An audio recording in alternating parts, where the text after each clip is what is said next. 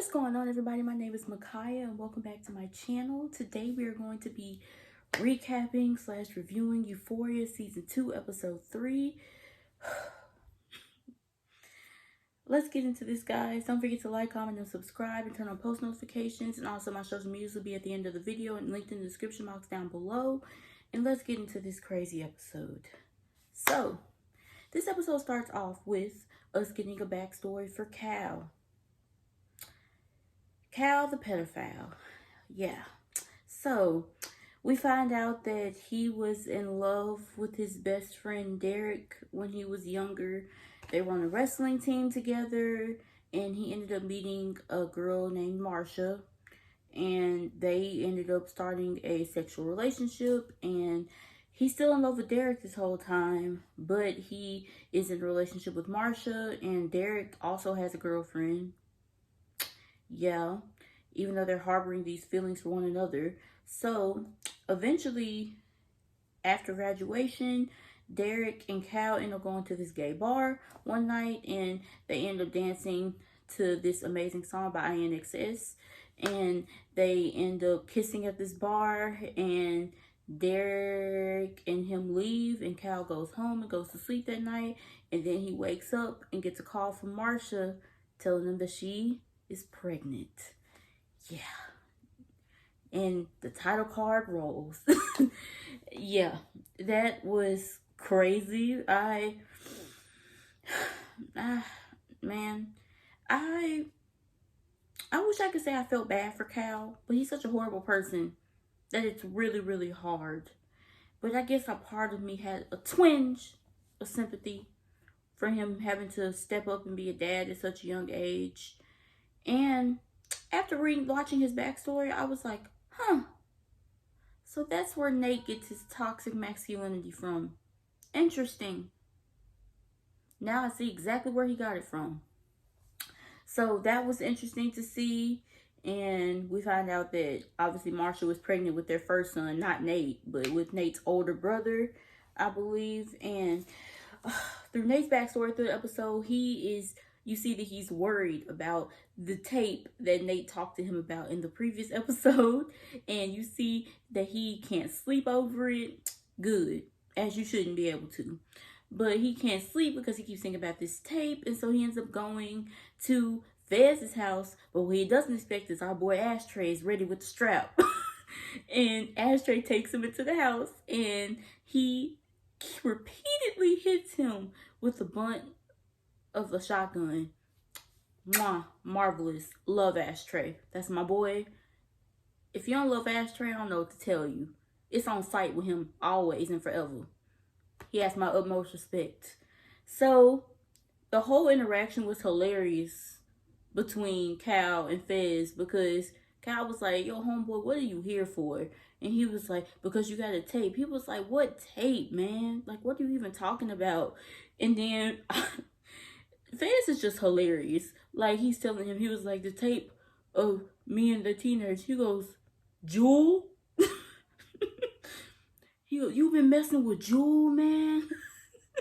And like, first of all, I love that he doesn't know Jules' name. I think that's hilarious that they keep reiterating the fact that he does not know her name. That started when we saw their interaction on the New Year's party in the first episode of season 2. His man has called her Jewel ever since. And so he ends up finding out that Fez doesn't know what he's talking about, and Nate lied to him basically. And Fez ends up having to convince Ashtray to let him go, to let Cal go. And sadly, they do. And he goes about his day. And that's pretty much the end for Cal's story. All we know is that some stuff is going to pop off between him and Nate soon. Mark my words, because he's going to be mad when he finds out that Nate lied to him. So stuff is going to come to a head between the two of them eventually. It's coming. So after that, let's get into Rue.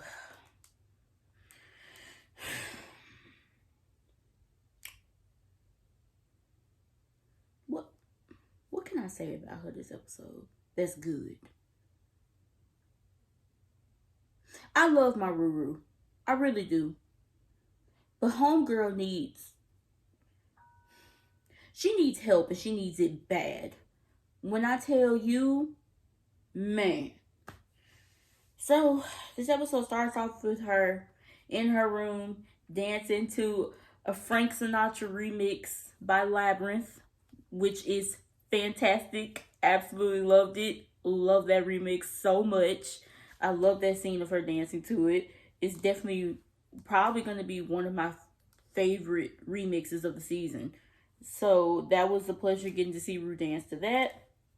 And we see her pouring some milk in a cup, and Gia's like, girl, are you high?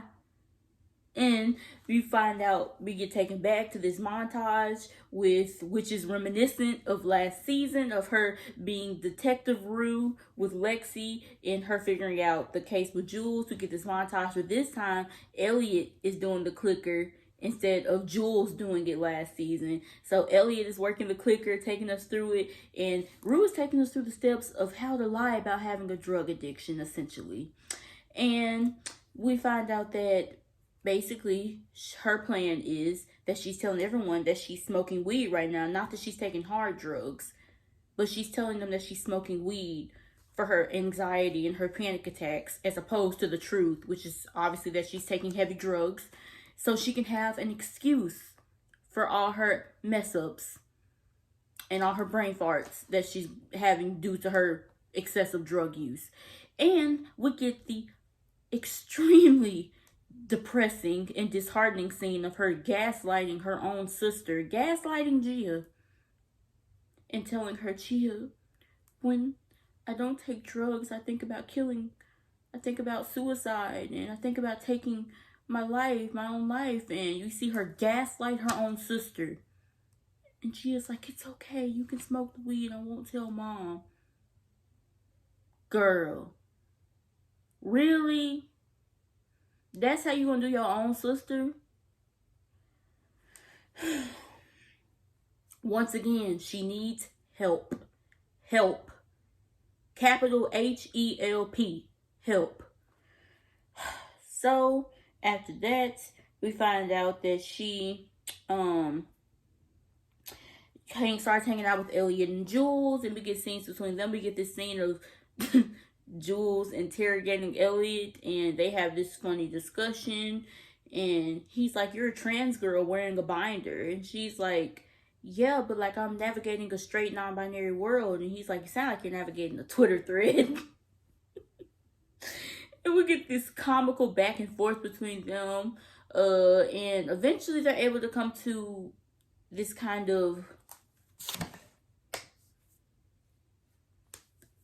agreement, I guess, of friendship. And if you guys wonder what this is my review book, and I'm just making sure I'm going through everything in order.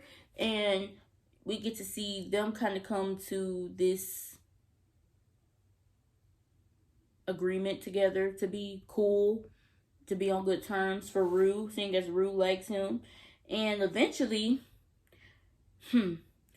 Jules and Elliot start doing a little bit of flirting.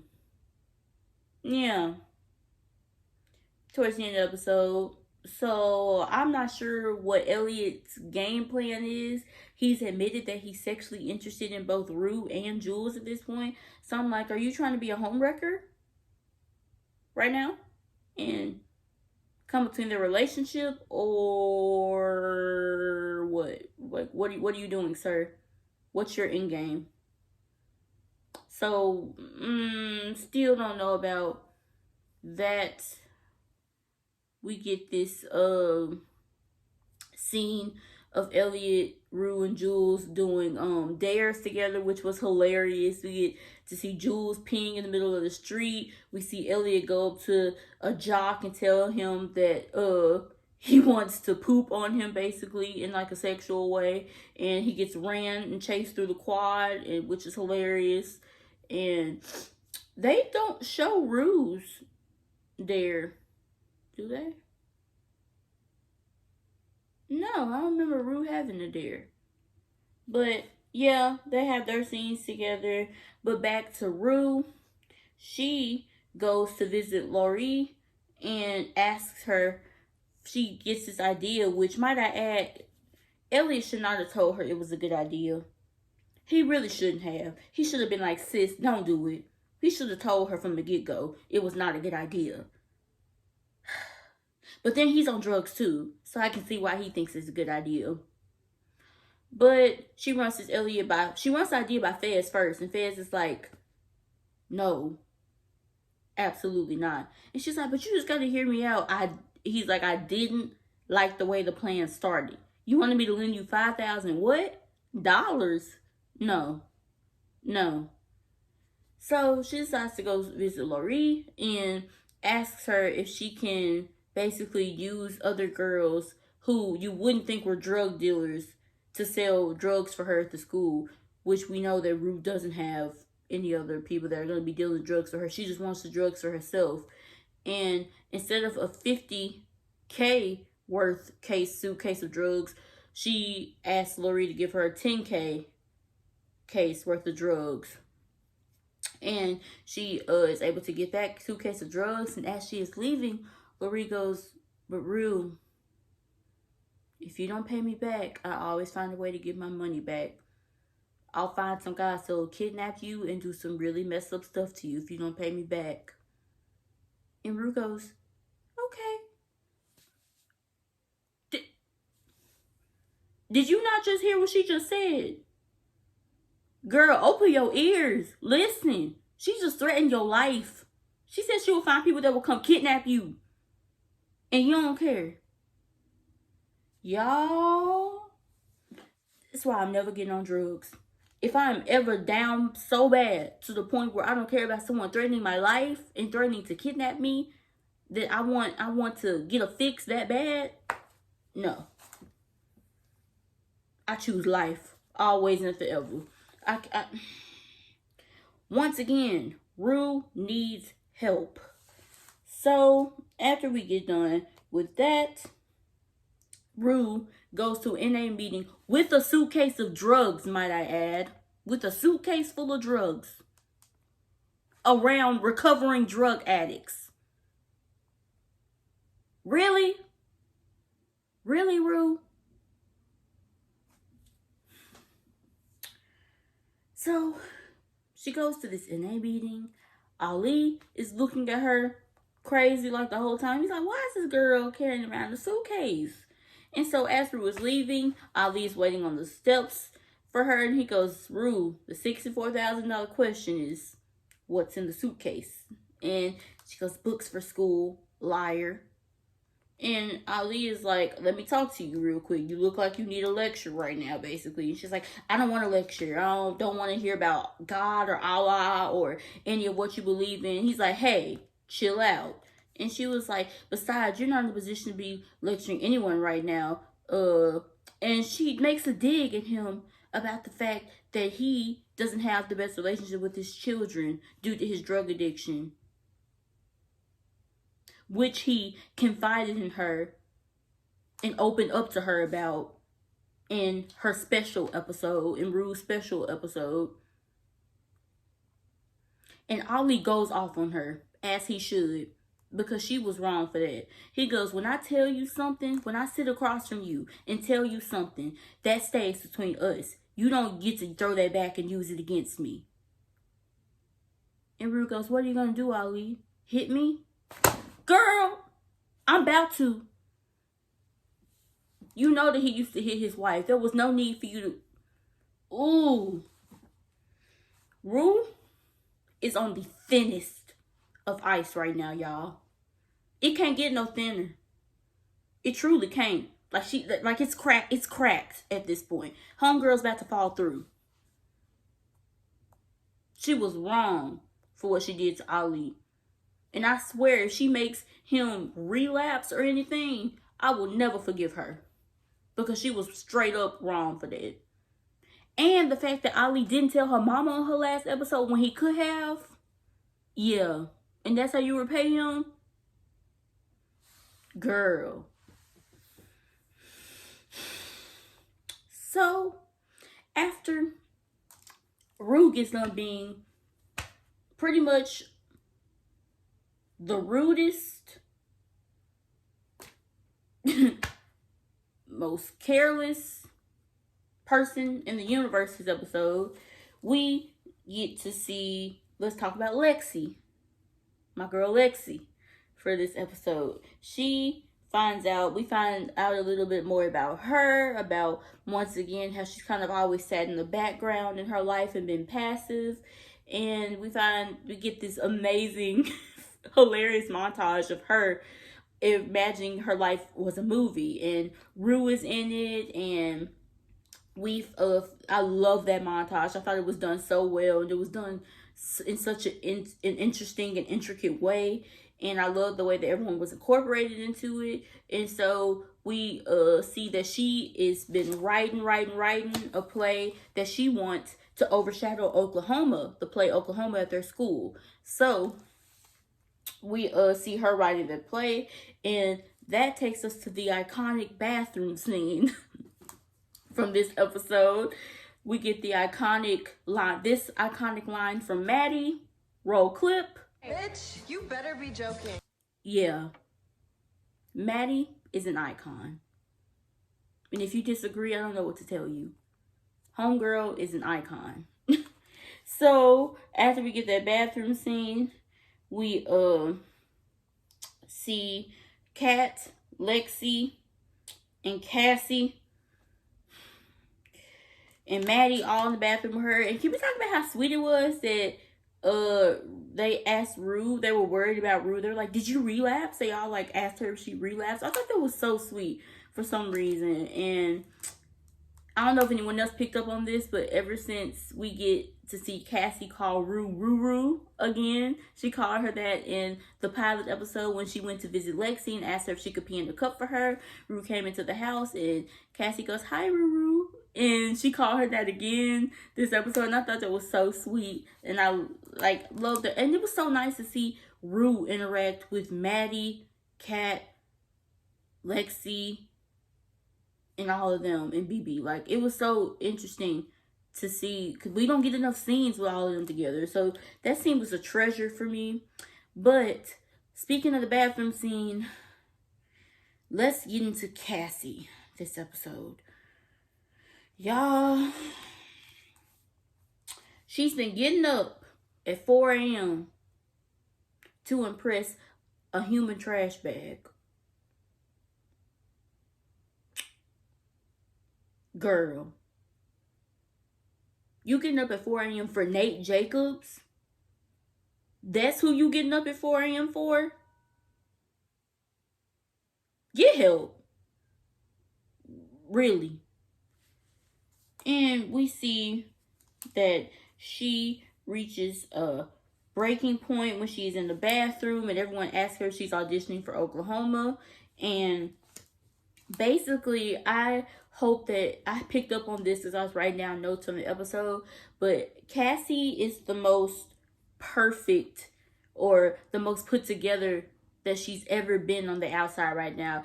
She's taking care of her skin, her body, her hair, her makeup, everything about her looks perfect on the outside, but it's a stark contrast to what's going on within her on the inside.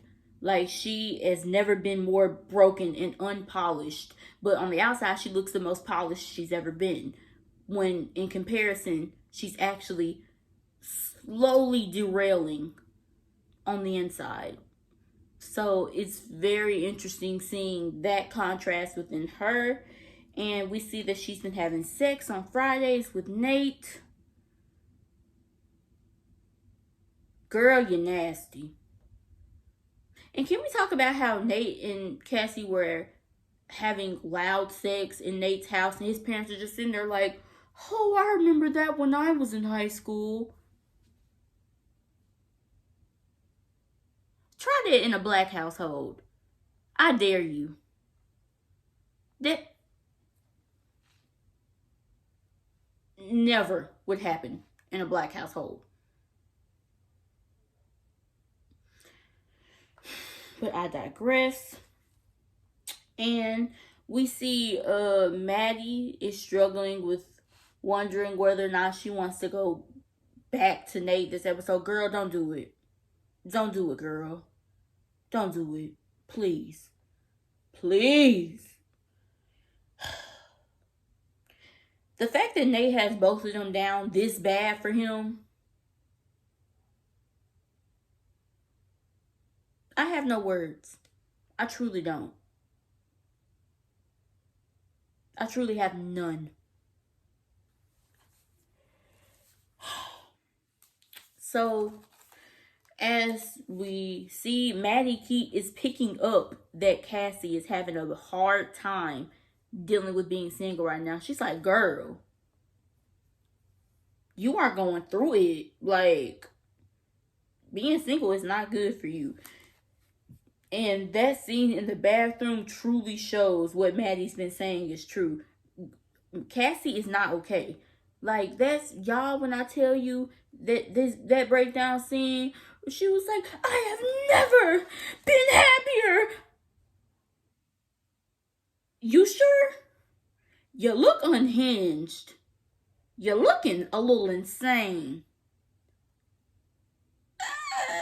I was so scared during this scene. I thought what she was saying, she was actually saying. When Rue was like, but that's not what she actually said. I was like, oh, Lord. Whew. I was like, girl, your life almost just ended. I think Maddie would have slammed her head into the pavement if she had actually said that. So I had a feeling that it wasn't actually happening, but it was scary at the time because I was like, is she really saying this? But man, so we see, like I said, Maddie dealing with whether or not she wants to get back with Nate, and then we see Cassie getting ready for a little Friday booty call, weekend booty call with Nate. And she texts him, and he texts her, and he's like, sorry, can't make it. We'll reschedule for next week. And this man has a bouquet of flowers in his passenger seat. And I'm like, who the flowers for, Nate? If you ain't going to go see Cassie, who the flowers for? And the flowers are for none other than Maddie. Y'all, when she opened that door, I was like, close it. Close it. Please. Please don't let him in. Oh, jeez. Everybody needs to say a consecutive prayer for Maddie and Cassie. They truly, truly do. Because these girls need it. And then, y'all, I saw stills from episode 4. We got Nate is going to be at Maddie's birthday party. Cassie walking down the stairs in this skimpy pink outfit. It's finna get messy. Messy. But after Nate brings the flowers to Maddie's door and she lets him in and closes it, the episode ends. So, y'all,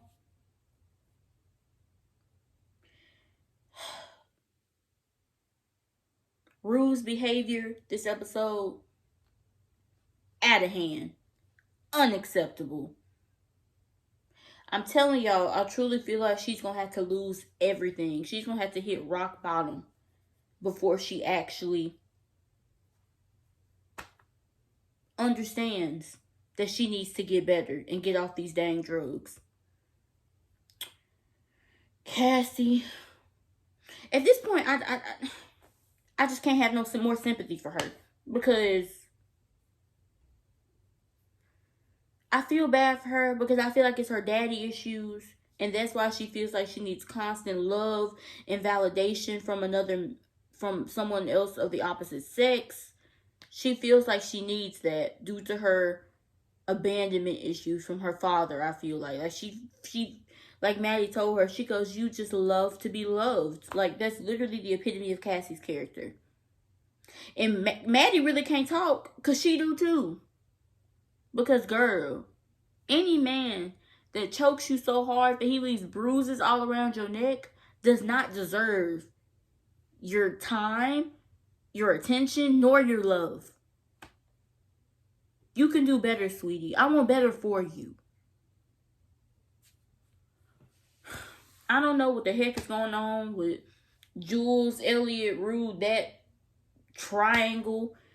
It look like it's gonna get even messier in the next episode because it look like they talking about having a threesome or something. I don't know. Y'all, this show is the epitome of the word messy. Truly, that's the best word to describe before. It's just messy. It's just a one big ginormous mess. So, with all of that, we got season 2, episode 4 coming out tonight, this Sunday. And I'll have a review for that episode up shortly.